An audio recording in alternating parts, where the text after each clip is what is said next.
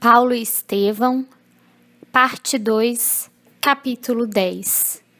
Ao encontro do Mestre. Às vésperas da partida em busca da gentilidade espanhola, eis que o apóstolo recebe uma carta comovente de Simão Pedro. O ex-pescador de Cafarnaum escrevia-lhe de Corinto, avisando sua próxima chegada à cidade imperial. A missiva era afetuosa e enternecedora, cheia de confidências amargas e tristes. Pedro confiava ao amigo suas derradeiras desilusões na Ásia e mostrava-se-lhe vivamente interessado pelo que lhe sucedera em Roma. Ignorando que o ex-rabino fora restituído à liberdade, procurava confortá-lo fraternalmente. Também ele, Simão, deliberara exilar-se junto dos irmãos da metrópole imperial, esperando ser útil ao amigo em quaisquer circunstâncias. Ainda no mesmo documento íntimo, rogava aproveitasse o portador para comunicar aos confrades romanos o propósito de se demorar algum tempo entre eles. O convertido de Damasco leu e releu a mensagem amiga, altamente sensibilizado. Pelo emissário, irmão da igreja de Corinto, foi avisado de que o venerando apóstolo de Jerusalém chegaria ao porto de Óstia dentro de 10 dias mais ou menos. Não hesitou um momento, lançou mão de todos os meios ao seu alcance, preveniu os íntimos e preparou uma casa modesta, onde Pedro pudesse alojar-se com a família. Criou o melhor ambiente para a recepção do respeitável companheiro. Valendo-se do argumento de sua próxima excursão à Espanha, dispensava as dádivas dos amigos, indicando-lhes as necessidades de Simão, para que nada lhe faltasse. Transportou quanto possuía em objetos de uso doméstico do singelo aposento que alugara junto à porta lavernal para a casinha destinada a Simão, próximo dos cemitérios israelitas da Via Ápia. Esse exemplo de cooperação foi altamente apreciado por todos. Os irmãos mais humildes fizeram questão de oferecer pequeninas utilidades ao apóstolo venerando que chegaria desprovido. Informado de que a embarcação entrava no porto, o ex-rabino largou-se pressurosamente para a Óstia. Lucas e Timóteo, sempre em sua companhia, junto de outros cooperadores devotados, o amparavam nos pequenos acidentes do caminho, dando-lhe o braço aqui e ali. Não fora possível organizar uma recepção mais notória. A perseguição surda aos adeptos do Nazareno apertava o cerco por todos os lados. Os últimos conselheiros honestos do imperador estavam desaparecendo. Roma assombrava-se com a enormidade e quantidade de crimes que se repetiam diariamente. Nobres figuras do patriciado e do povo eram vítimas de atentados cruéis. A atmosfera de terror dominava todas as atividades políticas, e a contagem dessas calamidades, os cristãos eram os mais rudemente castigados, em vista da atitude hostil de quantos se acomodavam com os velhos deuses e se regozijavam com os prazeres de uma existência libertina e fácil. Os seguidores de Jesus eram acusados e responsabilizados por quaisquer dificuldades que sobrevinham. Se caía uma tempestade mais forte, devia-se o fenômeno aos adeptos da nova doutrina. Se o inverno era mais rigoroso, a acusação pesava sobre eles, porquanto ninguém como os discípulos do crucificado havia desprezado tanto os santuários da crença antiga, abominando os favores e os sacrifícios às divindades protetoras. A partir do reinado de Cláudio, espalhavam-se lendas torpes a respeito das práticas cristãs. A fantasia do povo, ávido das distribuições de trigo nas grandes festas do circo, imaginava situações inexistentes, gerando conceitos extravagantes e absurdos, com relação aos crentes do Evangelho. Por isso mesmo, desde o ano de 58, os cristãos pacíficos eram levados ao circo como escravos revolucionários ou rebeldes que deveriam desaparecer. A opressão agravara-se dia a dia. Os romanos mais ou menos ilustres, pelo nome ou pela situação financeira, que simpatizavam com a doutrina do Cristo, continuavam ilesos de públicos vexames. Mas os pobres, os operários, os filhos da plebe eram levados ao martírio, às centenas. Assim, os amigos do Evangelho não prepararam nenhuma homenagem pública à chegada de Simão Pedro. Em vez disso, procuraram dar ao fato um cunho de todo íntimo, de maneira a não despertar represália dos esbirros da situação. Paulo de Tarso estendeu os braços ao velho amigo de Jerusalém, tomado de alegria. Simão trouxera a esposa e os filhos além de João. Sua palavra generosa estava cheia de novidades para o apóstolo do gentilismo. Em poucos minutos, ficou sabendo da morte de Tiago e das novas torturas infligidas pelo Sinédrio à igreja de Jerusalém. O velho pescador contava as últimas peripécias da sua sorte, bem-humorado. Comentava os testemunhos mais pesados, com um sorriso nos lábios, e intercalava toda a narrativa de louvores a Deus. Depois de reportar-se às lutas que empenhara em muitas e repetidas peregrinações, contava ao ex-rabino que se refugiara alguns dias em Éfeso, junto de João, sendo acompanhado pelo filho de Zebedeu até Corinto, onde resolveram demandar a capital do império. Paulo, por sua vez, relatou as tarefas recebidas de Jesus nos últimos anos, e era de ver-se o otimismo e a coragem desses homens, que, inflamados do espírito messiânico e amoroso do Mestre, comentavam as desilusões e as dores do mundo como coroas da vida. Depois das suaves alegrias do reencontro, o grupo se encaminhou discretamente para a casinha reservada a Simão Pedro e sua família. O ex-pescador, sentindo a excelência da acolhida carinhosa, não encontrava palavras para traduzir os júbilos da alma. Como Paulo, quando chegou a Pozzuoli, tinha a impressão de estar em um mundo diferente daquele em que vivera até então. Com a sua chegada, intensificaram os serviços apostólicos, mas o pregador do gentilismo não abandonou a ideia de ir à Espanha. Alegando que Pedro o substituiria com vantagem, deliberou embarcar no dia prefixado em um pequeno navio que se destinava à costa gaulesa. Não valeram amistosos protestos, nem mesmo a insistência de Simão para que adiasse a viagem. Acompanhado de Lucas, Timóteo e Demas, o velho advogado dos gentios partiu ao amanhecer de um dia lindo, cheio de projetos generosos. A missão visitou parte das Gálias, dirigindo-se ao território espanhol, demorando-se mais na região de Tortosa. Em toda parte, a palavra e feitos do apóstolo ganhavam novos corações para o Cristo, multiplicando os serviços do Evangelho e renovando as esperanças populares à luz do reino de Deus. Em Roma, todavia, a situação prosseguia cada vez mais grave. Com a perversidade de Tigelino à frente da prefeitura dos pretorianos, acentuara-se o terror entre os discípulos de Jesus. Faltava somente uma ordem judicial em que os cidadãos romanos, simpatizantes do Evangelho, fossem condenados publicamente, porque os libertos, os descendentes de outros povos e os filhos da plebe já enchiam as prisões. Simão Pedro, como figura de relevo do movimento, não tinha descanso. Não obstante a fadiga natural da velhice, procurava atender a todas as necessidades emergentes.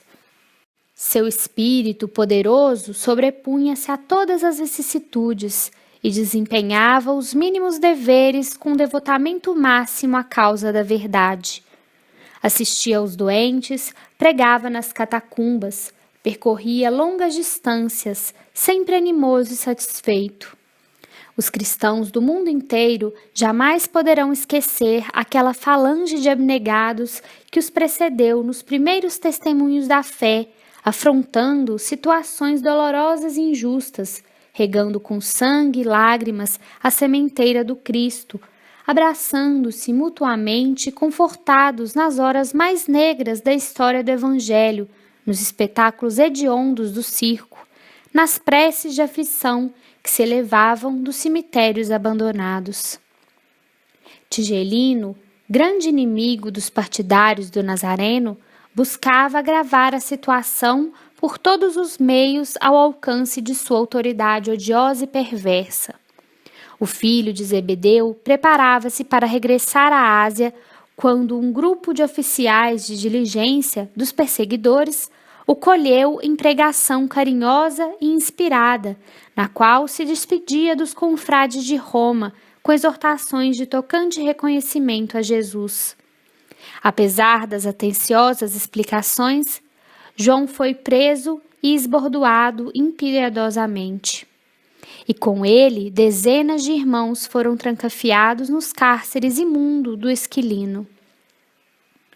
Pedro recebeu a notícia dolorosamente surpreendido. Conhecia a extensão dos trabalhos que aguardavam na Ásia o companheiro generoso e rogou ao Senhor não o abandonasse a fim de obter absolvição justa. Como proceder em tão difíceis circunstâncias? Recorreu às relações prestigiosas que a cidade lhe oferecia. Entretanto, seus afeiçoados eram igualmente pobres de influência política nos gabinetes administrativos da época. Os cristãos de posição financeira mais destacada não ousavam enfrentar a onda avassaladora de perseguição e tirania. O antigo chefe da Igreja de Jerusalém não desanimou. Precisava libertar o amigo, concorrendo para isso com todo o potencial de energia na esfera de suas possibilidades. Compreendendo a timidez natural dos romanos simpatizantes do Cristo, buscou reunir apressadamente uma assembleia de amigos íntimos para examinar o caso. No meio dos debates, alguém se lembrou de Paulo. O apóstolo dos gentios dispunha na capital do império de grande número de afeiçoados eminentes. No caso da sua absolvição, a providência partira do círculo dileto de Popéia Sabina. Muitos militares, colaboradores de Afrânios Burros, eram seus admiradores. Acácio Domício, que dispunha de valiosos empenhos juntos dos pretorianos, era seu amigo dedicado e incondicional. Ninguém melhor que o ex-tecelão de Tarso poderia incumbir-se da delicada missão de salvar o prisioneiro. Não seria razoável pedir sua ajuda? Comentava-se o caráter urgente da medida, mesmo porque numerosos cristãos morriam todos os dias na prisão do Esquilino, vítimas das queimaduras de azeite fervente. Tigelino e alguns comparsas da administração criminosa distraíam-se com os suplícios das vítimas. O azeite era lançado aos infelizes no poste do martírio. Outras vezes, os prisioneiros maniatados eram mergulhados em grandes barris de água em ebulição. O prefeito dos pretorianos exigia que os correligionários assistissem ao suplício para a repreensão geral. Os encarcerados acompanhavam as tristes operações, banhados em pranto silencioso. Verificada a morte da vítima, um soldado se encarregava de lançar as vísceras aos peixes famintos nos tanques vastos das prisões odiosas. Dada a situação geral apavorante, poder-se contar com a intervenção de Paulo? A Espanha ficava muito distante. Era possível que sua vinda não aproveitasse o caso pessoal de João. Pedro, porém, considerou a oportunidade do recurso e advertiu que seguiriam trabalhando a favor do filho de Zebedeu. Nada impedia, porém, de recorrer desde logo para o prestígio de Paulo, ainda porque a situação piorava de instante a instante. Aquele ano de 64 começara com terríveis perspectivas. Não se podia dispensar um homem enérgico e resoluto à frente dos interesses da causa. Dado este parecer do venerando apóstolo de Jerusalém, a Assembleia concordou com a medida sugerida. Um irmão que se tornara devotado cooperador de Paulo em Roma foi mandado à Espanha com urgência. Esse emissário era Crescente, que saiu de Ostia com enorme ansiedade, levando a missiva de Simão. O apóstolo dos gentios, depois de muito peregrinar, demorava-se em Tortosa, onde conseguira reunir grande número de colaboradores devotados a Jesus. Suas atividades apostólicas continuavam ativas, conquanto atenuadas em virtude do cansaço físico. O movimento das epístolas diminuíra, mas não se interrompera de todo. Atendendo à necessidade das igrejas do Oriente, Timóteo partira da Espanha para a Ásia, carregado de cartas e recomendações amigas. Em torno do apóstolo agrupara-se novo contingente de cooperadores diligentes e sinceros. Em todos os recantos, Paulo de Tarso ensinava o trabalho e a renúncia, a paz da consciência e o culto do bem. Quando planejava novas viagens na companhia de Lucas, eis que surge em Tortosa o mensageiro de Simão. O ex-rabino lê a carta e resolve regressar à cidade imperial imediatamente. Pelas linhas afetuosas do velho amigo, entreviu a gravidade dos acontecimentos. Além disso, João necessitava voltar à Ásia. Não ignorava a influência benéfica que ele exercia em Jerusalém. Em Éfeso, onde a igreja se compunha de elementos judaicos e gentios, o filho de Zebedeu fora sempre um vulto nobre e exemplar, incólume de espírito partidário. Paulo de Tarso passou em revista as necessidades do serviço evangélico entre as comunidades orientais e concluiu pela urgência do regresso de João, deliberando intervir no assunto sem perda de tempo. Como de outras vezes, nada valeram as considerações dos amigos no tocante ao problema de sua saúde. O homem enérgico e decidido, apesar dos cabelos brancos, mantinha o mesmo ânimo resoluto, elevado e firme que o caracterizara na mocidade distante.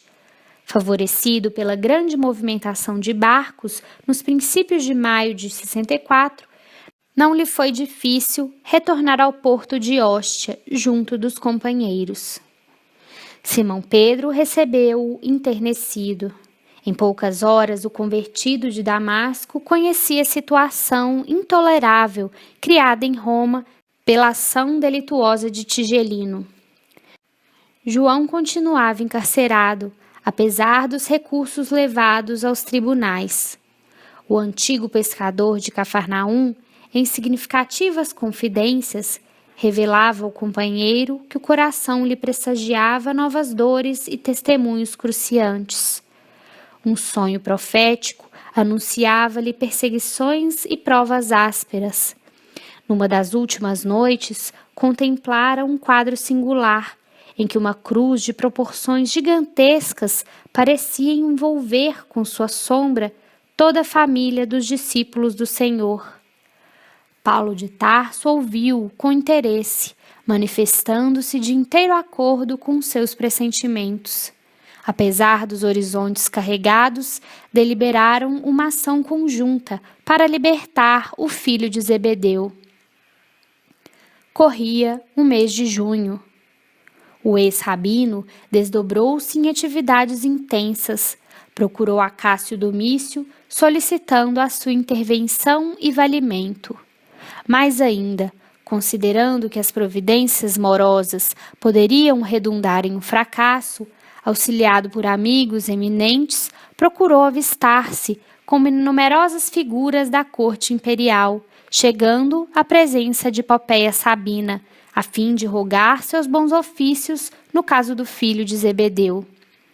A célebre favorita ouviu-lhe a confidência com enorme surpresa. Aquelas revelações de uma vida eterna, aquela concepção da divindade assustavam-na. Embora inimiga declarada dos cristãos, dada a simpatia que mantinha pelo judaísmo, Popéia impressionou-se com a figura mística do apóstolo e com os argumentos de reforço ao seu pedido. Sem ocultar sua admiração, prometeu atendê-lo, apontando desde logo as providências imediatas. Paulo retirou-se esperançoso da absolvição do companheiro, porque Sabina prometera libertá-lo dentro de 3 dias. Voltando à comunidade, deu ciência aos irmãos da entrevista que tivera com a favorita do Nero. Mas terminada a exposição, notou, algo surpreso, que alguns companheiros reprovavam sua iniciativa. Pediu então que o esclarecessem e justificassem quaisquer dúvidas. Surgiram fracas considerações que ele acolheu com a sua inesgotável serenidade. Alegava-se que não era louvável dirigir-se a uma cortesã corrupta para suplicar um favor. Semelhante proceder afigurava-se defeso a seguidores do Cristo. Popéia era mulher de vida notadamente dissoluta, branqueteava-se nas orgias do Palatino, caracterizava-se por sua luxúria escandalosa. Seria razoável pedir-lhe proteção para os discípulos de Jesus? Paulo de Tarso aceitou as mesquinhas alegações com beatífica paciência e objetou sensatamente: respeito e acato a vossa opinião, mas antes de tudo, considero necessário libertar João. Fosse eu o prisioneiro, e não haveria de julgar o caso tão urgente e grave. Estou velho ou quebrado e, portanto, melhor-me fora e mais útil, quiçá, meditar na misericórdia de Jesus através das grades do cárcere. Mas João está relativamente moço, é forte e dedicado. O cristianismo da Ásia não pode dispensar-lhe atividade construtiva, até que outros trabalhadores sejam chamados à semeadura divina. Com referência às vossas dúvidas, porém, cumpre-me expor um argumento que requer ponderação. Por que considerais imprópria uma solicitação à Popéia Sabina? Teríeis a mesma ideia se me dirigisse a Tigelino ou ao próprio imperador? Não serão eles vítimas da mesma prostituição que estigmatiza as favoritas de sua corte? Se combinasse com o militar embriagado do Palatino as providências imprescindíveis à libertação do companheiro, talvez aplaudisseis meu gesto sem restrições. Irmãos, é indispensável compreender que a derrocada moral da mulher quase sempre vem da prostituição do homem. Concordo em que Popéia não é a figura mais conveniente ao feito, em virtude das inquietações de sua vida. Entretanto, é a providência que as circunstâncias indicaram, e nós precisamos libertar o devotado discípulo do Senhor. Aliás, procurei valer-me de semelhantes recursos, recordando a exortação do Mestre, na qual recomenda ao homem cultivar amigos com as riquezas da iniquidade. Considero que quaisquer relações com o Palatino constituem expressões da fortuna injusta, mas suponho útil mobilizar os que se conservam mortos no pecado para algum ato de caridade e de fé, pelo qual se desliguem dos laços com o passado delituoso, auxiliados pela intercessão de amigos fiéis. A elucidação do apóstolo espalhou grande calma em todo o recinto. Em poucas palavras, Paulo de Tarso fizera ver aos companheiros transcendentes conclusões de ordem espiritual. A promessa não falhara. Em 3 dias, o filho de Zebedeu era restituído à liberdade. João estava abatidíssimo. Os maus tratos, a contemplação dos quadros terríveis do cárcere, a expectação angustiosa, haviam-lhe mergulhado o espírito em perplexidades dolorosas. Pedro regozijava-se, mas o ex-rabino, atento à tensão ambiente, sugeriu o regresso do apóstolo Galileu à Ásia, sem perda de tempo. A igreja de Éfeso esperava-o. Jerusalém devia contar com a sua colaboração desinteressada e amiga. João não teve tempo para muitas considerações, porque Paulo, como que possuído de amargos pressentimentos, foi ao porto de Óstia para predispor o seu embarque, aproveitando um navio napolitano prestes a largar para Mileto. Colhido pelas providências, impossibilitado de resistir ao resoluto ex-rabino, o filho de Zebedeu embarcou em fins de junho de 64, enquanto os demais amigos permaneceram em Roma para a boa batalha em prol do Evangelho. Quanto mais sombrios os horizontes, mais unido se tornava o grupo dos irmãos na fé em Cristo Jesus. Multiplicavam-se as reuniões nos cemitérios distantes e abandonados. Naqueles dias de sofrimentos, as pregações pareciam mais belas. Paulo de Tarso e os cooperadores desdobravam-se em edificações espirituais, quando a cidade foi sacudida de súbito por espantoso acontecimento. Na manhã de 16 de julho de 64, irrompeu violento incêndio nas proximidades do grande circo, abrangendo toda a região do bairro localizado entre o Célio e o Palatino. O fogo começara em vastos armazéns repletos de material inflamável e propagara-se com rapidez assombrosa. Inutilmente foram convocados os operários e homens do povo para atenuar-lhe a violência. Em vão, a turba numerosa e compacta movimentou recursos para aliviar a situação. As labaredas subiam sempre, alastrando-se com furor, deixando montões de escombros e ruínas. Roma inteira acudia a ver o sinistro espetáculo, já empolgada pelas suas paixões ameaçadoras e terríveis. O fogo, com prodigiosa rapidez, deu volta ao Palatino e invadiu o Velabro. O primeiro dia findava-se com angustiosas perspectivas. O firmamento cobria-se de fumo espesso, iluminando-se grande parte das colinas com o clarão odioso do incêndio terrível. As elegantes construções do Aventino e do Célio pareciam árvores secas de floresta em chamas. Acentuara-se a desolação das vítimas da enorme catástrofe. Tudo ardia nas adjacências do fórum. Começou o êxodo com infinitas dificuldades. As portas da cidade congestionavam-se de pessoas tomadas de profundo terror. Animais espavoridos corriam ao longo das vias públicas, como acuados por perseguidores invisíveis.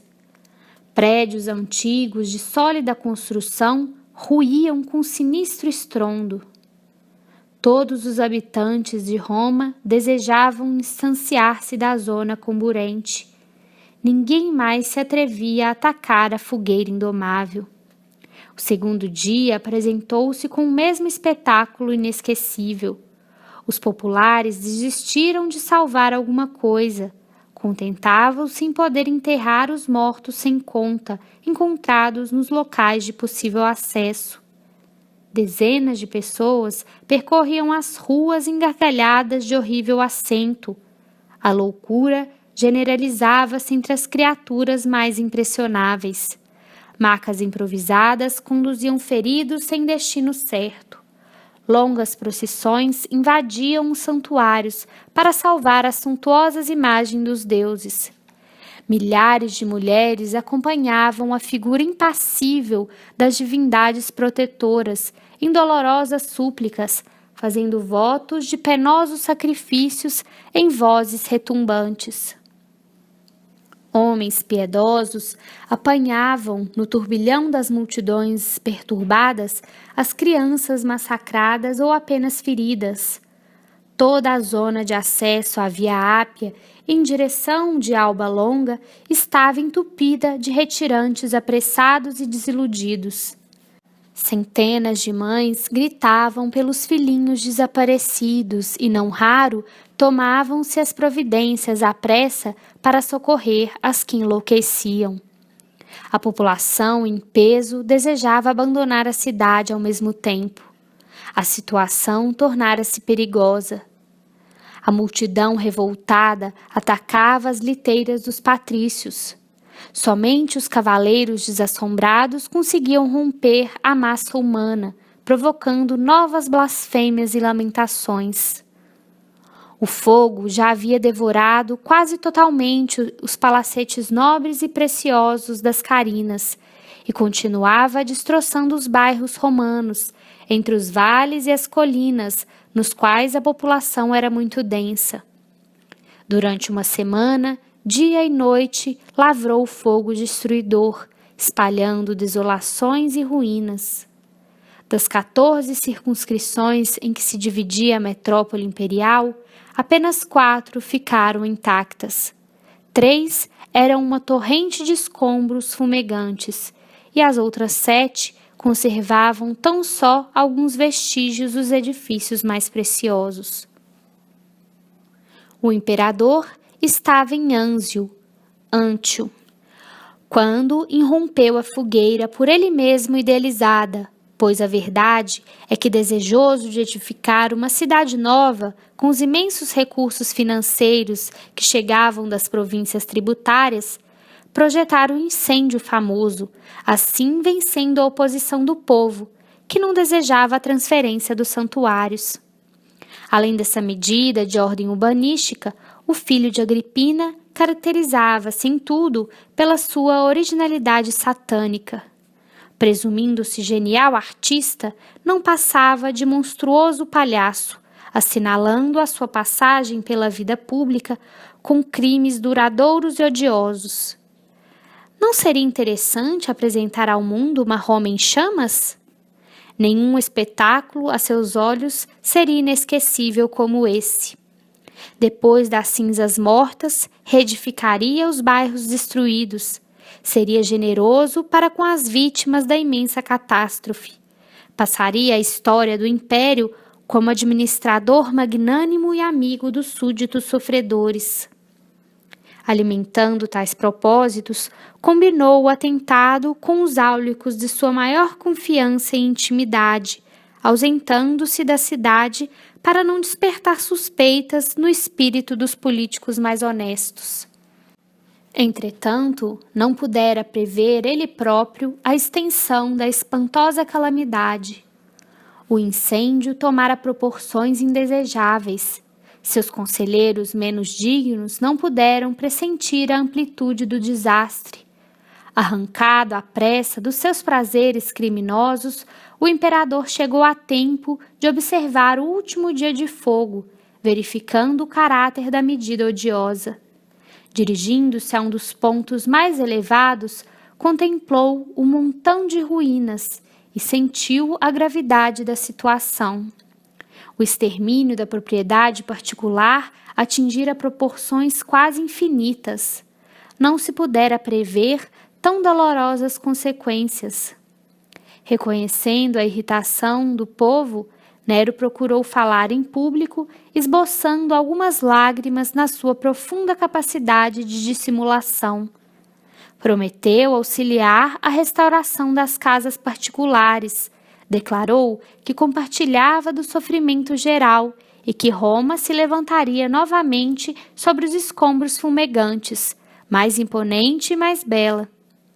Imensa multidão ouvia-lhe a palavra, atenta aos seus mínimos gestos. O imperador, na sua mímica teatral, assumia atitudes comovedoras. Referia-se aos santuários perdidos, debulhado em pranto.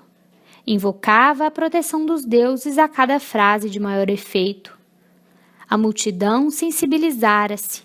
Jamais o César se mostrara tão paternalmente comovido.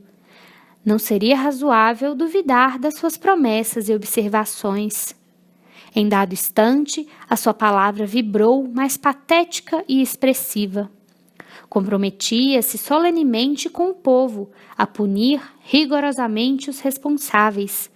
procuraria os incendiários, vingaria a desgraça romana sem piedade.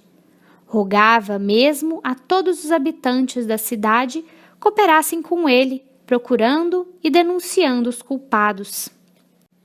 Nesse íntere, quando o verbo imperial se tornara mais significativo, notou-se que a massa popular se agitava estranhamente.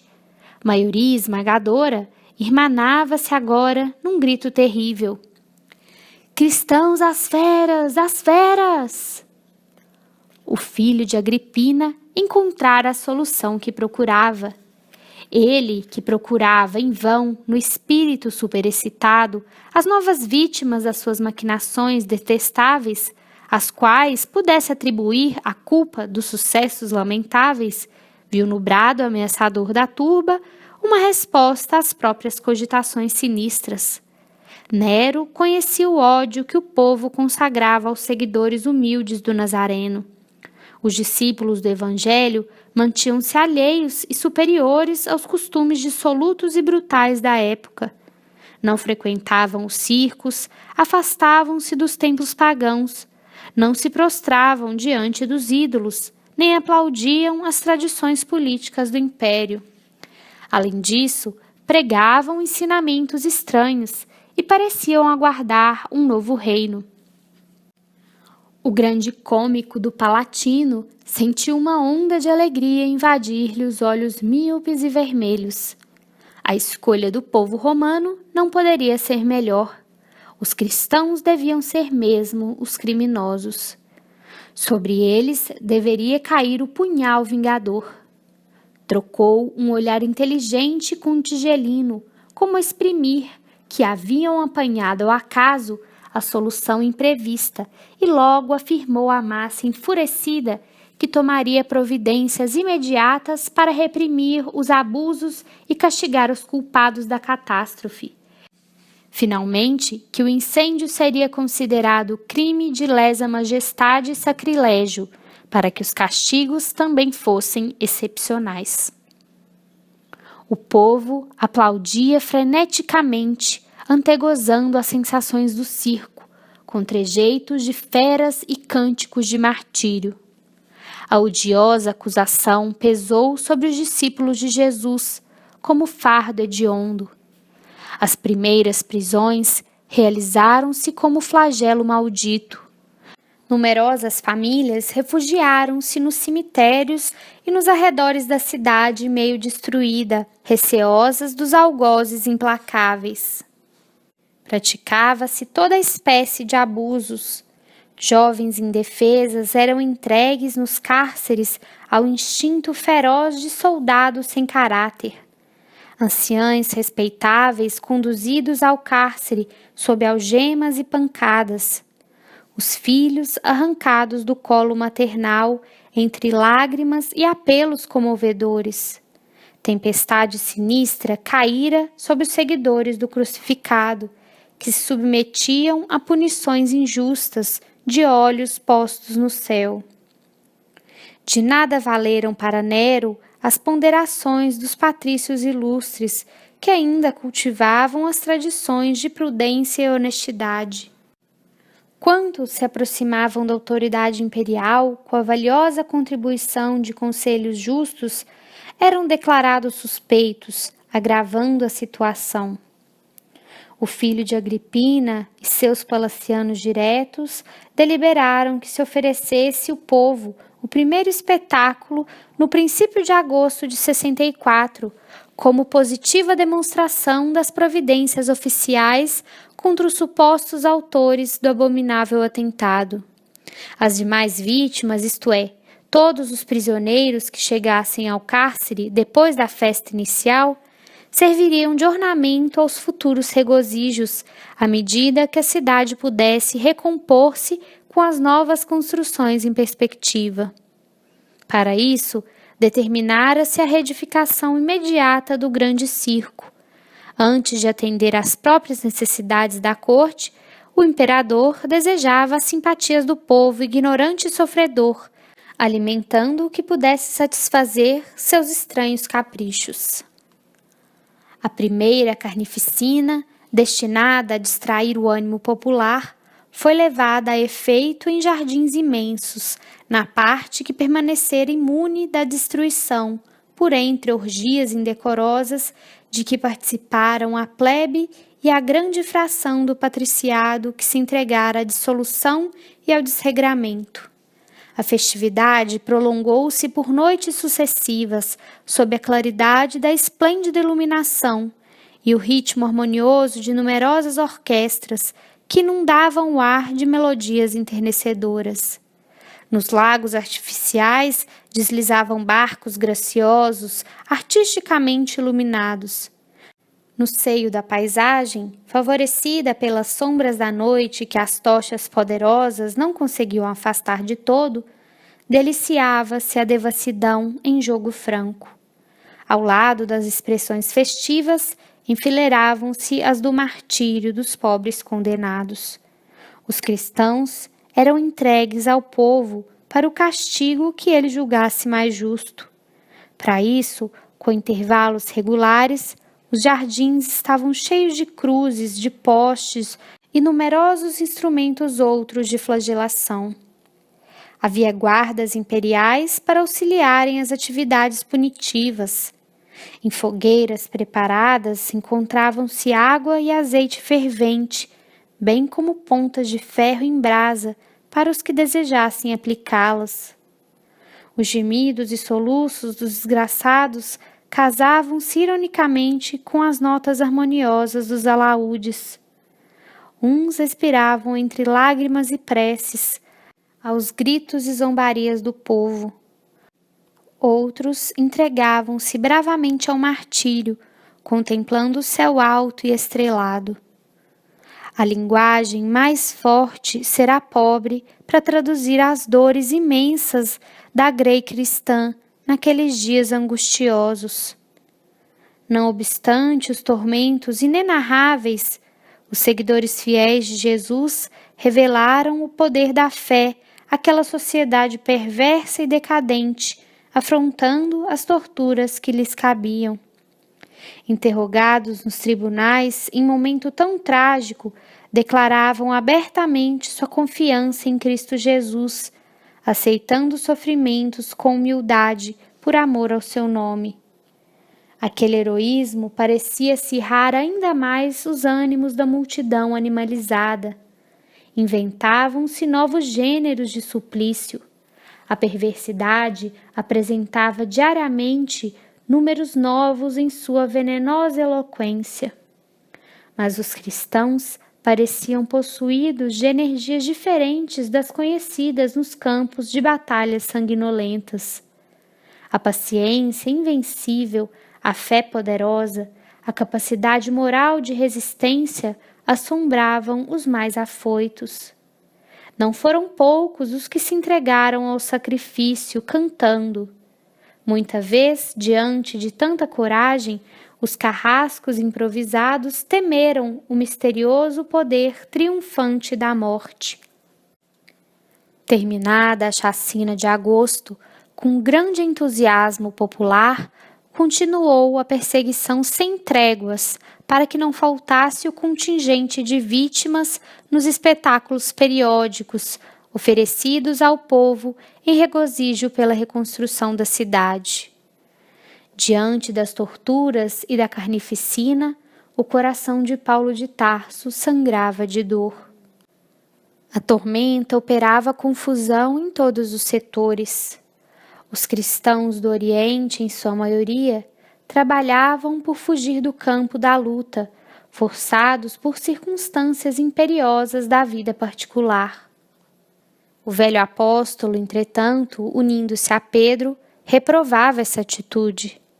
À exceção de Lucas, todos os cooperadores diretos, conhecidos desde a Ásia, haviam regressado. O ex-tecelão, todavia, fazendo causa comum com os desamparados, fez questão de assisti-los no transe assombroso.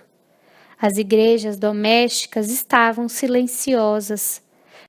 Fechados os grandes salões alugados na Suburra para as pregações da doutrina.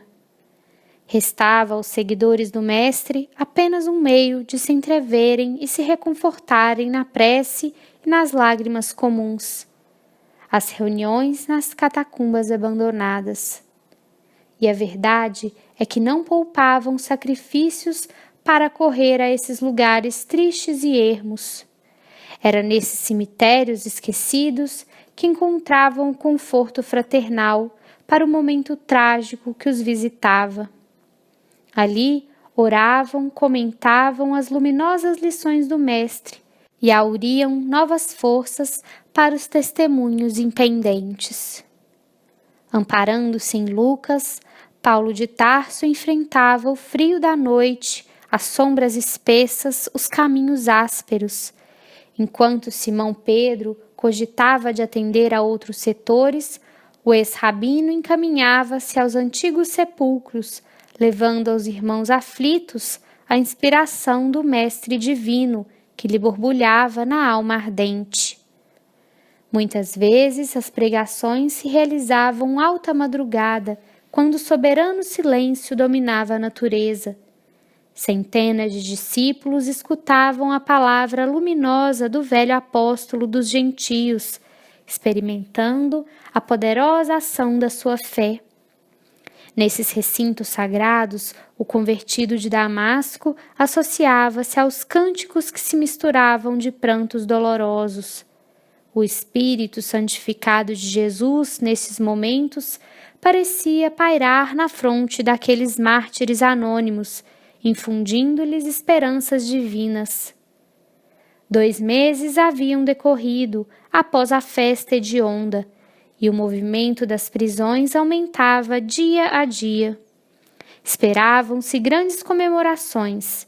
Alguns edifícios nobres do Palatino, reconstruídos em linhas sóbrias e elegantes, reclamavam homenagem dos poderes públicos. As obras de reedificação do grande circo estavam adiantadíssimas. Era imprescindível programar festejos condignos. Para este fim, os cárceres estavam repletos. Não faltariam figurantes para as cenas trágicas. Projetavam-se espetáculos pitorescos, bem como caçadas humanas no circo, em cuja arena seriam igualmente representadas peças famosas de sabor mitológico. Os cristãos oravam, sofriam, esperavam. Certa noite, Paulo dirigia aos irmãos a palavra afetuosa no comentário do Evangelho de Jesus. Seus conceitos pareciam mais que nunca divinamente inspirados. As brisas da madrugada penetravam a caverna mortuária, que se iluminava de algumas tochas bruxuleantes. O recinto estava repleto de mulheres e crianças, ao lado de muitos homens encapotados. Depois da pregação comovedora ouvida por todos, com os olhos molhados de lágrimas, o ex-tecelão de Tarso discursava solícito. Sim, irmãos, Deus é mais belo nos dias trágicos. Quando as sombras ameaçam o caminho, a luz é mais preciosa e mais pura. Nestes dias de sofrimento e morte, quando a mentira destronou a verdade e a virtude foi substituída pelo crime, lembremos Jesus na cruz infamante. A cruz tem para nós outros uma divina mensagem. Não desdenhemos o testemunho sagrado, quando o Mestre, não obstante máculo, só alcançou neste mundo batalhas silenciosas e sofrimentos indefiníveis. Fortaleçamo-nos na ideia de que seu reino ainda não é deste mundo. Alcemos o espírito à esfera do seu amor imortal. A cidade dos cristãos não está na terra. Ela não poderia ser a Jerusalém que crucificou o enviado divino, nem a Roma que se compraz em derramar o sangue dos mártires. Neste mundo, estamos em uma frente de combate sem derramamento de sangue, trabalhando pelo triunfo eterno da paz do Senhor. Não esperemos, portanto, repousar no lugar do trabalho e dos testemunhos vivos. Da cidade indestrutível da nossa fé, Jesus nos contempla e balsamiza o coração. Caminhemos ao seu encontro por intermédio dos suplícios e das perplexidades dolorosas. Ele ascendeu ao Pai, do cimo do Calvário. Nós lhe seguiremos as pegadas, aceitando com humildade os sofrimentos que por seu amor nos forem reservados. O auditório parecia estático, ouvindo as palavras proféticas do apóstolo. Entre as lajes frias e impassíveis, os irmãos na fé sentiam-se mais unidos entre si. Em todos os olhares cintilava a certeza da vitória espiritual. Naquelas expressões de dor e de esperança, havia o calado compromisso de seguir o crucificado até o seu reino de luz. O orador fizera uma pausa, sentindo-se dominado por estranhas comoções. Nesse instante inesquecível, um bando de guardas rompeu afoito no recinto. O centurião volúmneo, à frente da patrulha armada, fazia intimações em alta voz, enquanto os crentes pacíficos assustavam surpresos. Em nome de César!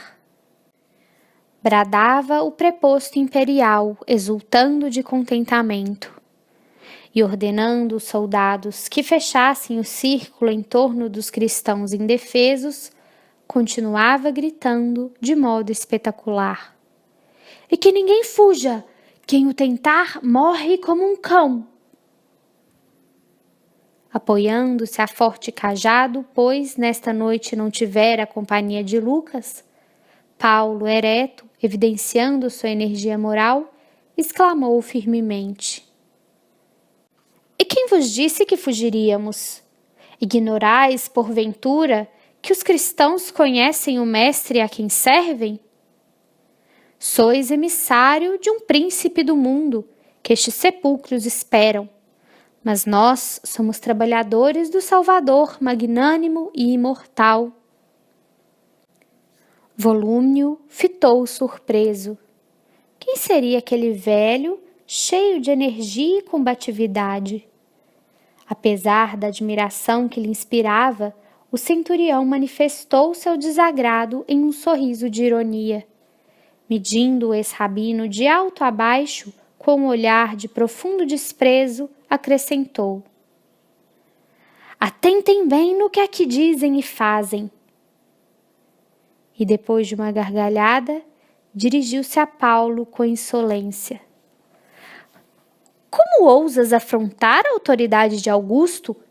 Devem existir, de fato, diferenças singulares entre o imperador e o crucificado de Jerusalém. Não sei onde estaria seu poder de salvação para deixar suas vítimas ao abandono, no fundo dos cárceres ou nos postes do martírio. Essas palavras eram pontilhadas de mordaz ironia, mas o apóstolo respondeu com a mesma nobreza de convicção. Enganai-vos, centurião, as diferenças são apreciáveis. É que vós obedeceis a um infeliz e odiento perseguidor, e nós trabalhamos por um Salvador que ama e perdoa. Os administradores romanos, impensadamente, poderão inventar crueldades, mas Jesus nunca cessará de nutrir a fonte das bênçãos. A resposta produzira grande sensação no auditório. Os cristãos pareciam mais calmos e confiantes. Os soldados não ocultavam a enorme impressão que os dominava. O centurião, embora reconhecesse o desassombro daquele espírito varonil, não queria parecer fraco aos olhos dos subalternos e exclamou irritado: Vamos, Lucílio, 3 bastonadas neste velho atrevido.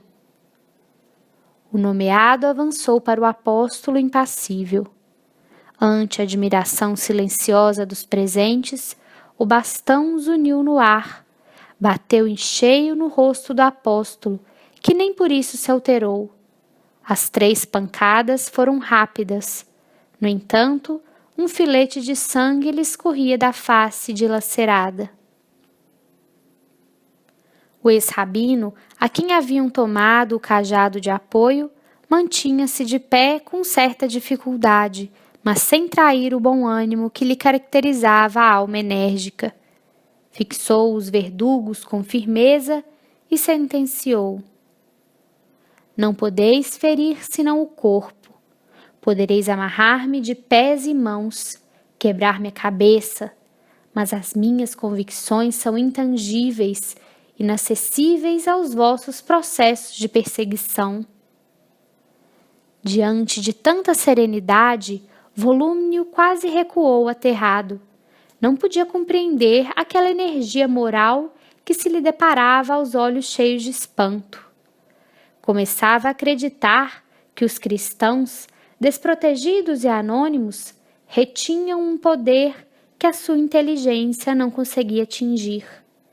Impressionando-se com semelhante resistência, organizou à pressa as filas dos pobres perseguidos, que humildes obedeciam sem vacilar.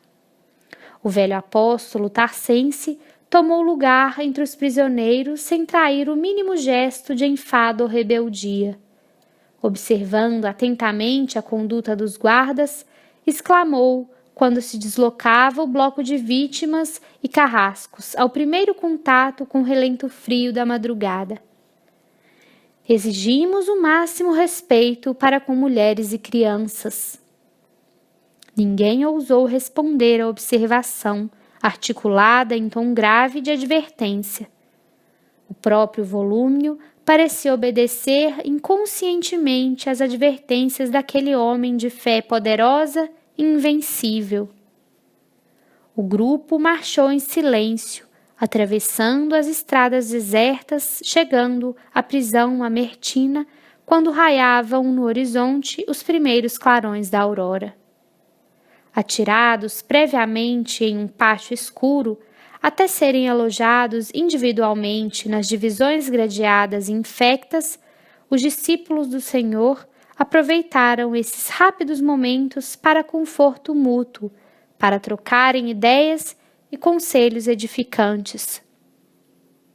Paulo de Tarso, todavia, não descansou. Solicitou audiência ao administrador da prisão, prerrogativa conferida ao seu título de cidadania romana, sendo prestes atendido. Expôs sua doutrina sem disfarces e, impressionando a autoridade com seu verbo fluente e sedutor, ponderou as providências atinentes a seu caso, pedindo a presença de vários amigos, como Acácio Domício e outros, para deporem no que concerne a sua conduta e antecedentes honestos. O administrador vacilava na resolução a tomar. Tinha ordens terminantes de recolher ao cárcere todos os componentes de assembleias que se filiassem à crença perseguida e detestada. No entanto, as determinações de ordem superior continham certas restrições, no sentido de preservar, de algum modo, os humilhores, aos quais a corte oferecia recursos de liberdade, caso prestassem juramento a Júpiter, abjurando Cristo Jesus. Examinando os títulos de Paulo e conhecendo, por meio de seus informes verbais, as prestigiosas relações de que podia dispor nos círculos romanos, o chefe da prisão mamertina resolveu consultar Acácio Domício sobre as providências cabíveis no caso. Chamado ao estudo da questão, o amigo do apóstolo compareceu solícito, procurando falar com o prisioneiro depois de longa entrevista com o diretor da prisão. Domício explicou ao benfeitor que a situação era muito grave, que o prefeito dos pretorianos estava investido de plenos poderes para dirigir a campanha como melhor entendesse, que toda a prudência era indispensável e que, como último recurso, só restava um apelo à magnanimidade do imperador, perante quem o apóstolo devia comparecer para defender-se pessoalmente, caso fosse deferida a petição apresentada a César naquele mesmo dia.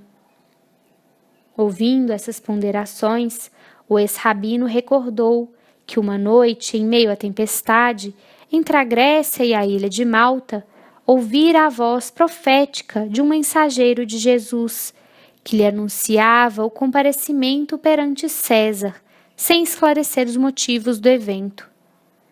Não seria aquele o momento previsto? Milhares de irmãos estavam presos ou em extrema desolação. Acusados de incendiários, não haviam encontrado uma voz firme e resoluta que lhes advogasse a causa com o preciso desassombro. Percebia em Acácio a preocupação pela sua liberdade, mas por trás das insinuações delicadas havia um convite discreto para que ocultasse a sua fé perante o imperador, na hipótese de ser admitido à real entrevista. Compreendia os receios do amigo, mas intimamente desejava alcançar a audiência de Nero a fim de esclarecê-lo quanto aos sublimes princípios do cristianismo. Constituir-se-ia advogado dos irmãos perseguidos e desditosos, afrontaria de face a tirania triunfante, clamaria pela retificação do seu ato injusto. Se fosse novamente preso, voltaria ao cárcere com a consciência edificada no cumprimento de um sagrado dever. Depois de rápida meditação sobre a conveniência do recurso que lhe parecia providencial, insistiu com Domício para que o patrocinasse com os empenhos ao seu alcance. O amigo do apóstolo multiplicou atividades pessoais para alcançar os fins em vista. Valendo-se do prestígio de todos os que viviam em condições de subalternidade junto ao imperador, conseguiu a desejada audiência para que Paulo de Tarso se defendesse, como convinha, no apelo direto à autoridade de Augusto. No dia aprazado, foi conduzido entre guardas à presença de Nero, que o recebeu curioso em um vasto salão onde costumava reunir os favoritos ociosos da sua corte criminosa e excêntrica.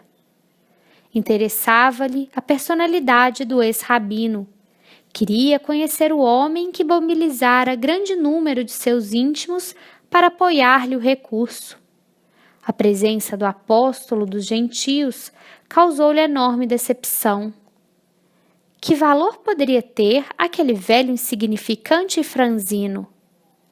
Ao lado de Tigelino e de outros conselheiros perversos, fixou ironicamente a figura de Paulo. Era incrível o tamanho interesse e respeito de uma criatura tão vulgar. Quando se dispunha a reenviá-lo à prisão, sem lhe ouvir o apelo, um dos palacianos lembrou que seria conveniente facultar-lhe a palavra, para que se verificasse a indigência mental.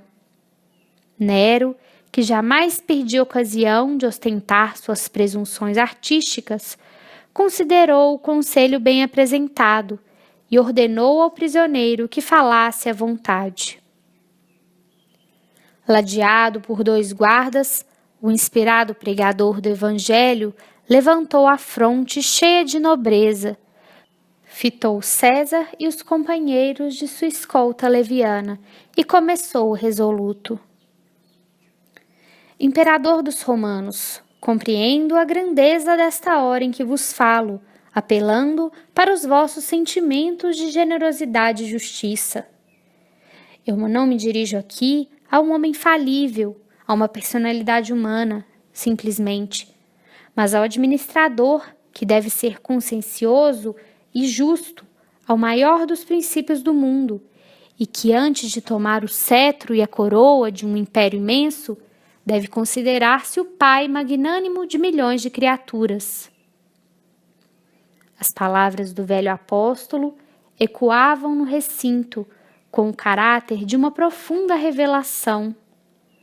O imperador fixava-o admirado e enternecido.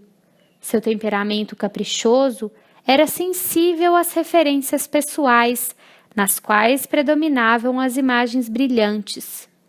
Percebendo que se impunha um reduzido auditório, o convertido de Damasco prosseguiu mais corajoso. Confiando em vossa grandiosidade, pleiteei esta hora inesquecível, a fim de apelar para o vosso coração, não somente por mim, mas por milhares de homens, mulheres e crianças que padecem nos cárceres ou sucumbem nos circos do martírio.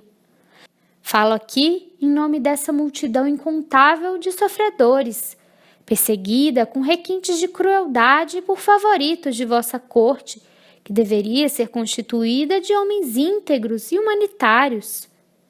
Acaso não chegarão aos vossos ouvidos os lamentos angustiosos da viuvez, da velhice e da orfandade? Ó augusto imperante do trono de Cláudio, sabei que uma onda de perversidade e de crimes odiosos varre os bairros da cidade imperial, arrancando soluços dolorosos aos vossos tutelados miserandos. Ao lado da vossa atividade governamental, por certo, rastejam víboras venenosas que é necessário extirpar a bem da tranquilidade e do trabalho honesto do vosso povo. Esses cooperadores perversos desviam vossos esforços do caminho reto, espalham terror entre as classes desfavorecidas da sorte, ameaçam os mais infelizes. São eles os acusadores dos adeptos de uma doutrina de amor e redenção. Não acrediteis no engano dos seus conselhos que vertem crueldade. Ninguém trabalhou, talvez, quanto os cristãos no socorro às vítimas do incêndio voraginoso. Enquanto os patrícios ilustres fugiam da Roma desolada, enquanto os mais tímidos se recolhiam aos lugares mais abrigados de perigo, os discípulos de Jesus percorriam os quarteirões em chamas, aliviando as vítimas infortunadas. Alguns imolaram a vida ao altruíssimo dignificador. E por fim, vede, os trabalhadores sinceros do Cristo foram recompensados com a imoralidade de autores do crime hediondo, de caluniadores sem entranhas. Acaso não vos doeu a consciência ao apoiardes tão infames alegações à revelia de uma sindicância imparcial e rigorosa? No irromper das calúnias, eu não vi surgir uma voz que vos esclarecesse. Eu admito que participais certamente de tão trágicas ilusões, porque não creio no desvirtuamento da vossa autoridade, reservada às melhores resoluções em favor do império. É por isso, ó imperador dos romanos, que reconhecendo o grandioso poder enfeixado em vossas mãos, eu ouso levantar a minha voz para esclarecer-vos. Atentai para a extensão gloriosa de vossos deveres. Não vos entreguei à gana de políticos inconscientes e cruéis. Lembrai-vos de que em uma vida mais elevada que esta, ser-vos-ão pedidas contas de vossa conduta nos atos públicos. Não alimenteis a pretensão de que vosso cetro seja eterno. Sois mandatário de um Senhor poderoso, que reside nos céus. Para vos convencerdes da singularidade de semelhante situação, volvei um olhar apenas ao passado nebuloso. Onde os vossos antecessores? Em vossos palácios perambularam guerreiros triunfantes, reis improvisados, herdeiros vaidosos de suas tradições. Onde estão eles? A história nos conta que chegaram ao trono com os aplausos delirantes das multidões. Vinham soberbos, ostentando magnificências dos carros do triunfo, decretando a morte dos inimigos, adornando-se com os despojos sangrentos das vítimas. Entretanto, bastou um sopro para que se revelassem do esplendor do trono para a escuridão do sepulcro. Uns partiram pelas consequências fatais dos próprios excessos destruidores. Outros, assassinados pelos filhos da revolta e do desespero. Recordando semelhante situação, não desejo transformar o culto da vida em culto da morte, mas demonstrar que a fortuna suprema do homem é a paz da consciência pelo dever cumprido. Por todas essas razões, apelo para vossa magnanimidade, não só por mim, como por todos os correligionários que gemem à sombra dos cárceres, esperando o punhal da morte. Observando-se longa pausa no verbo eloquente do orador, podia ver-se a estranha sensação que a sua palavra havia causado. Nero estava lívido. Tigelino, profundamente irritado, procurava um recurso para insinuar-se com alguma observação menos digna a respeito do suplicante. As raras cortesãs presentes não disfarçavam a indizível comoção que lhes abalara o sistema nervoso. Os amigos do prefeito dos pretorianos mostravam-se indignados, rubros de cólera. Depois de ouvir um palaciano, o imperador ordenou que o apelante se conservasse em silêncio, até que se tomasse as primeiras deliberações. Estavam todos surpreendidos. Não se podia esperar de um velho franzino e doente tamanho poder de persuasão, um desassombro que raiava pela loucura, segundo as noções do patriciado. Por muito menos, velhos e leais conselheiros da corte haviam alcançado o exílio ou a sentença de morte. O filho de Agripina parecia abalado. Não mais assentava no olho a impertinente esmeralda, maneira de monóculo. Tinha a impressão de haver escutado sinistros presságios. Entregava-se automaticamente aos seus gestos característicos quando impressionado e nervoso. As advertências do apóstolo penetravam-lhe o coração. Suas palavras pareciam ecoar-lhe nos ouvidos para sempre. Tigelino percebeu a delicadeza da situação e aproximou-se. Divino, se quiserdes, o atrevido poderá morrer aqui mesmo, ainda hoje, exclamou o prefeito dos pretorianos em atitude servil à voz quase imperceptível. Não, redarguiu Nero comovido. Este homem é dos mais perigosos que tenho encontrado. Ninguém como ele ousou comentar a presente situação nesses termos. Vejo por detrás de sua palavra muitos vultos, talvez eminentes, que, conjugando valores, poderiam fazer-me grande mal. Concordo, disse o outro hesitante, em voz muito baixa. Assim, pois, é preciso parecer magnânimo e sagaz, continuou o imperador prudentemente. Dar-lhe-ei o perdão por agora, recomendando que não se afaste da cidade, até que se esclareça de todo a situação dos seguidores do cristianismo. Tigelino escutava com um sorriso ansioso, enquanto o filho de Agripina rematava em voz sumida. Vigiará seus menores passos, mantê-lo-ás em custódia oculta, e quando vier a festividade da reconstrução do grande circo, aproveitaremos a oportunidade para despachá-lo a lugar distante, onde deverá desaparecer para sempre. O odioso prefeito sorriu e acentuou. Ninguém resolveria melhor o intrincado problema. Terminada a breve conversação, imperceptível aos demais, Nero declarou com enorme surpresa dos palacianos conceder ao apelante a liberdade que pleiteava em sua primeira defesa, mas reservava o ato de absolvição para quando se apurasse definitivamente a responsabilidade dos cristãos. Dessa maneira, o defensor do cristianismo poderia permanecer em Roma à vontade, submetendo-se, contudo, ao compromisso de não se ausentar da sede do império, até que seu caso pessoal fosse bastantemente esclarecido. O prefeito dos pretorianos lavrou a sentença em pergaminho. Paulo de Tarso, por sua vez, estava confortado e radiante. O ardiloso monarca pareceu-lhe menos mal, digno de amizade e reconhecimento. Sentia-se possuído de grande alegria, por isso que os resultados de sua primeira defesa eram de molde a proporcionar nova esperança aos seus irmãos à fé.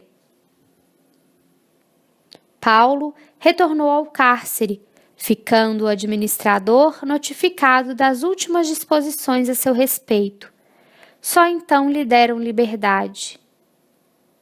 Assaz esperançado, procurou os amigos, mas por toda a parte só encontrava desoladoras notícias. A maioria dos colaboradores mais íntimos e prestimosos havia desaparecido, presos ou mortos. Muitos haviam debandado, temerosos do extremo sacrifício. Por fim, sempre teve a satisfação de reencontrar Lucas. O piedoso médico informou-o dos acontecimentos dolorosos e trágicos que se repetiam diariamente. Ignorando que um guarda o seguia de longe para lhe situar a nova residência, Paulo, acompanhado do amigo, atingiu uma casa pobre nas proximidades da Porta Capena. Necessitando repousar e fortalecer o corpo debilitado, o velho pregador procurou 2 generosos irmãos que o receberam com imensa alegria. Tratava-se de Lino e Cláudia, dedicados servidores de Jesus. O apóstolo dos gentios instalou-se no lar pobre, com a obrigação de comparecer à prisão mamertina de 3 em 3 dias, até que se averiguasse a situação de modo definitivo. Não obstante o consolo de que se sentia possuído, o venerável amigo do gentilismo experimentava singulares presságios. Surpreendia-se a refletir no coroamento da carreira apostólica, como se nada mais lhe restasse senão morrer por Jesus. Combatia tais pensamentos no propósito de continuar lutando pela difusão dos ensinamentos evangélicos. Não mais pôde encaminhar-se à pregação das catacumbas, dada a prostração física, mas valia-se da colaboração afetuosa e dedicada de Lucas para as epístolas que julgava necessárias.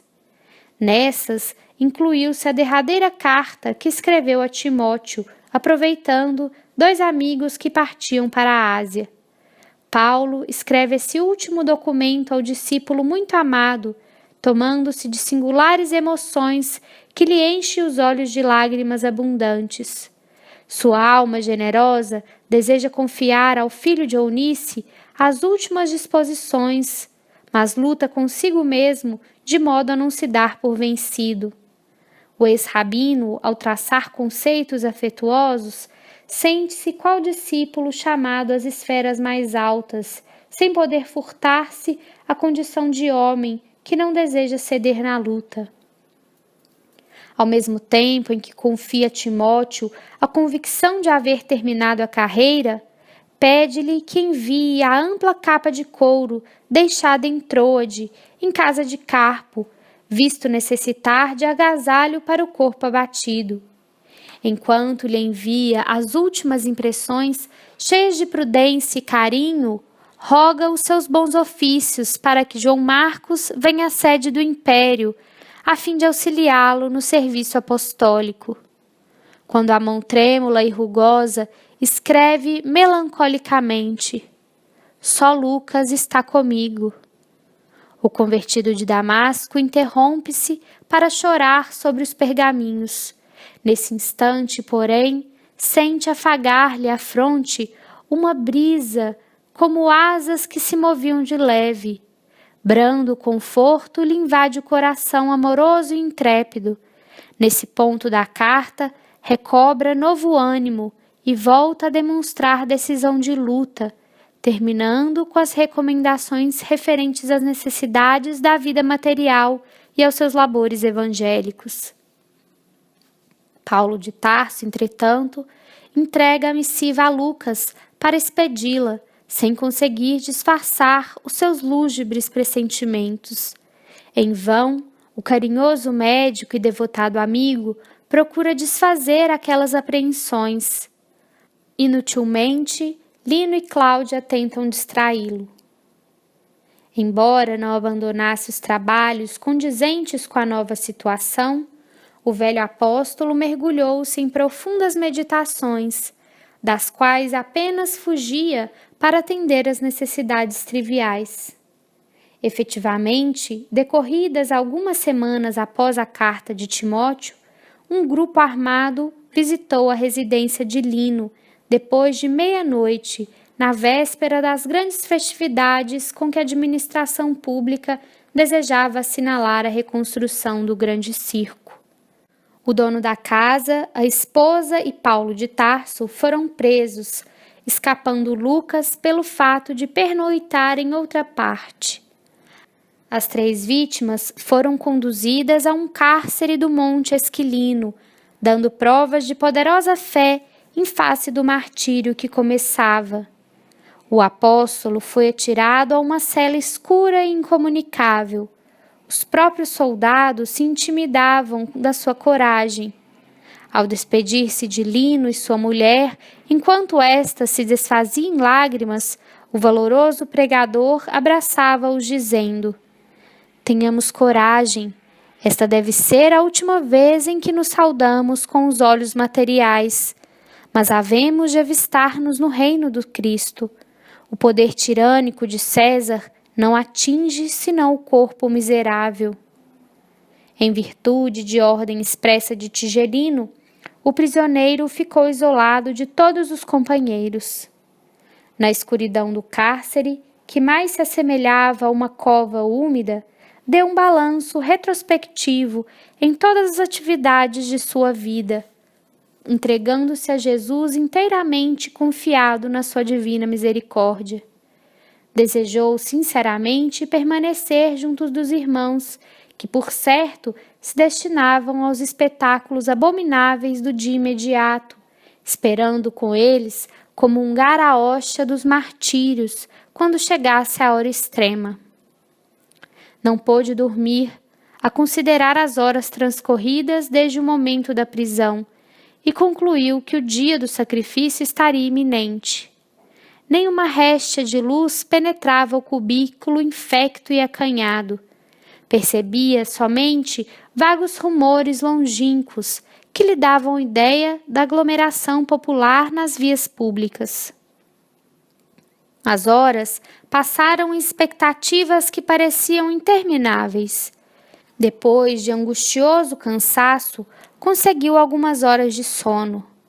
Acordou mais tarde, já incapacitado de calcular as horas decorridas.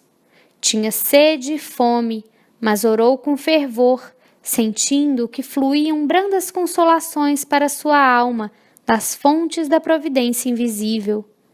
No fundo, estava preocupado com a situação dos companheiros.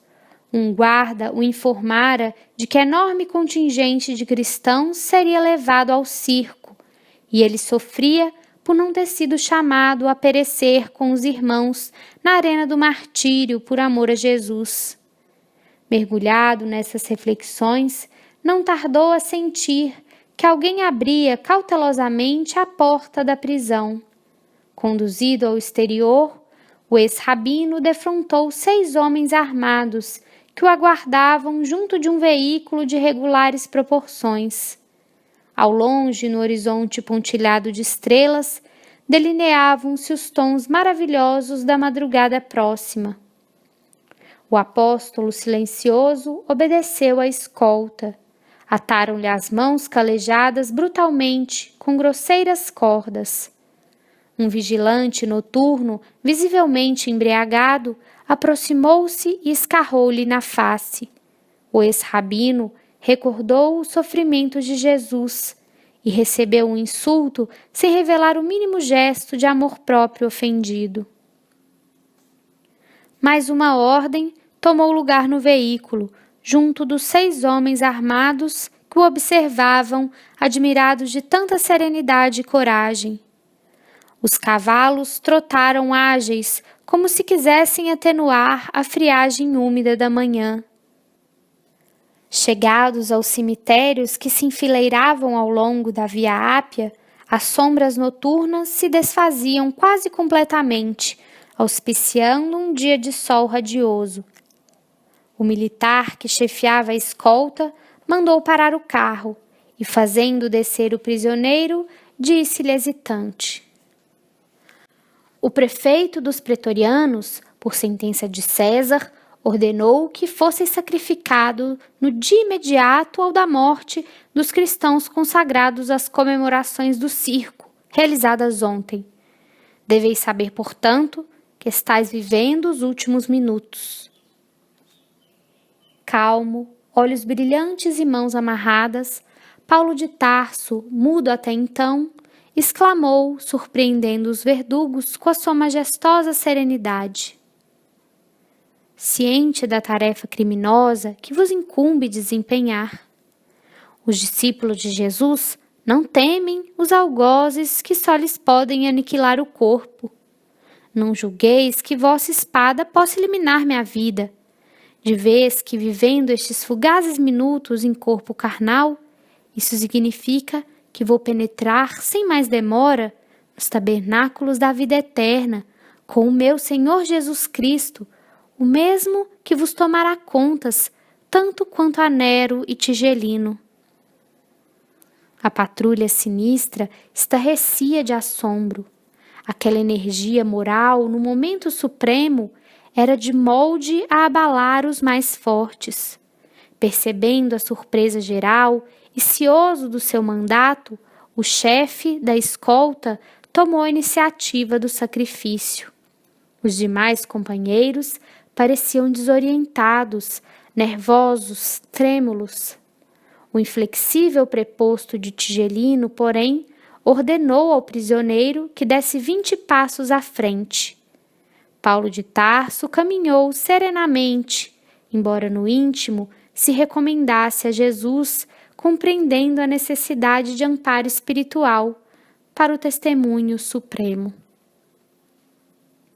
Ao chegar no local indicado, o sequaz de Tigelino desembainhou a espada, mas nesse instante tremeu-lhe a mão, fixando a vítima, e falou-lhe em tom quase imperceptível: lastimo ter sido designado para este feito.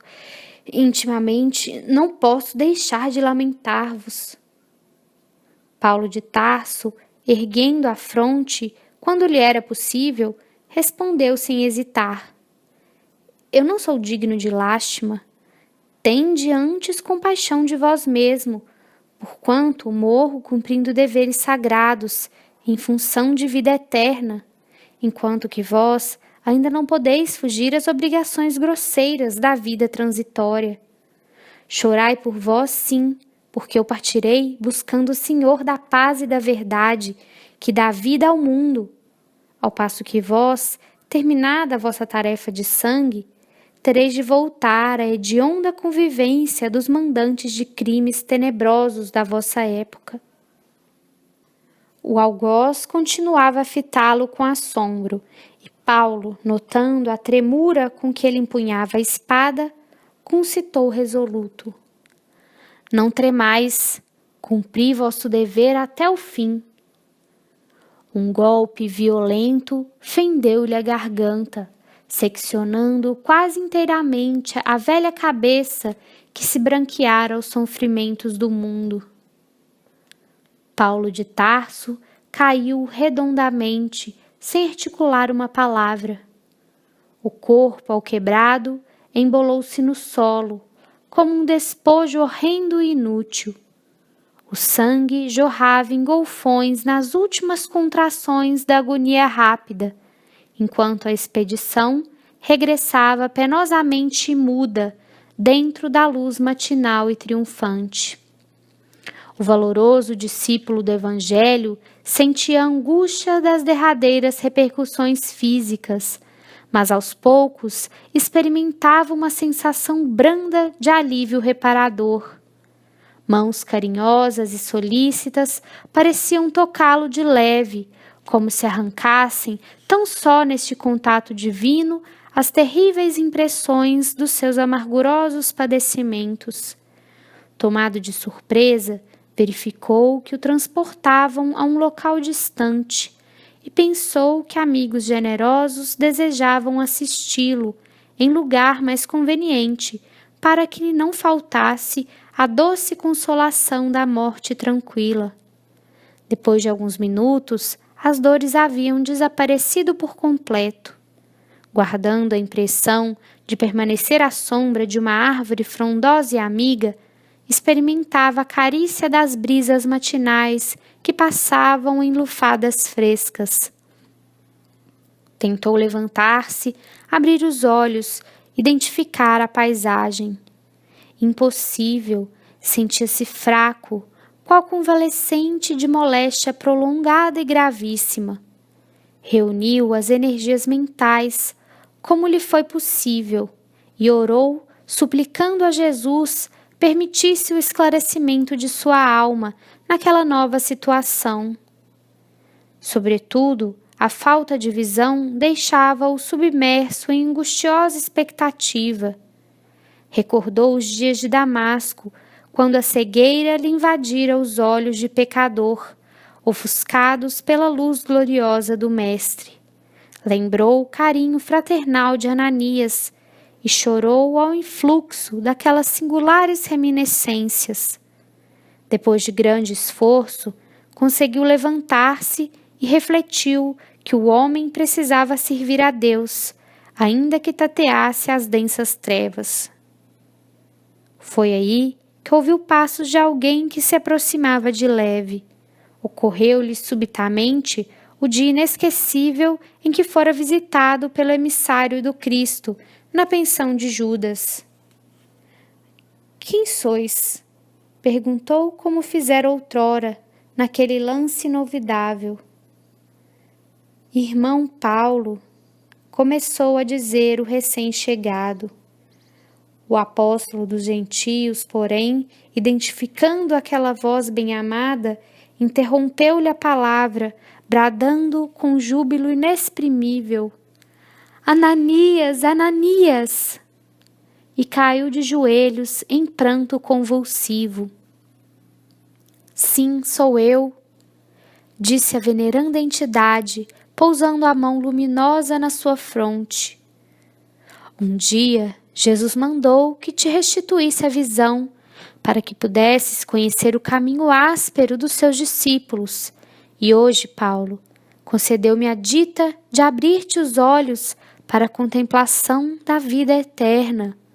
Levanta-te, já venceste os últimos inimigos, alcançaste a coroa da vida, atingiste novos planos da redenção."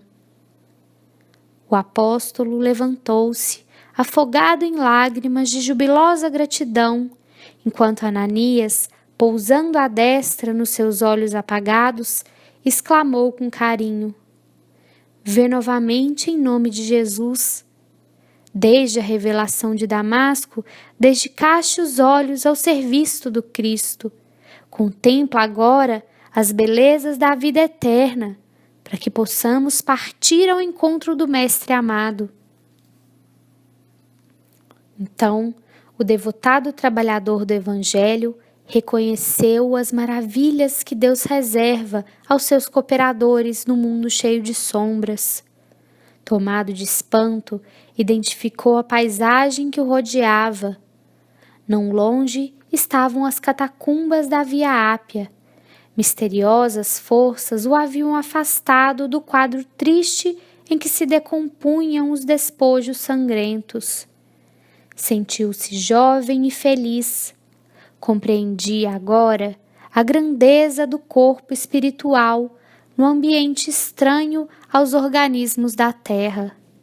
Suas mãos estavam sem rugas, a epiderme sem cicatrizes.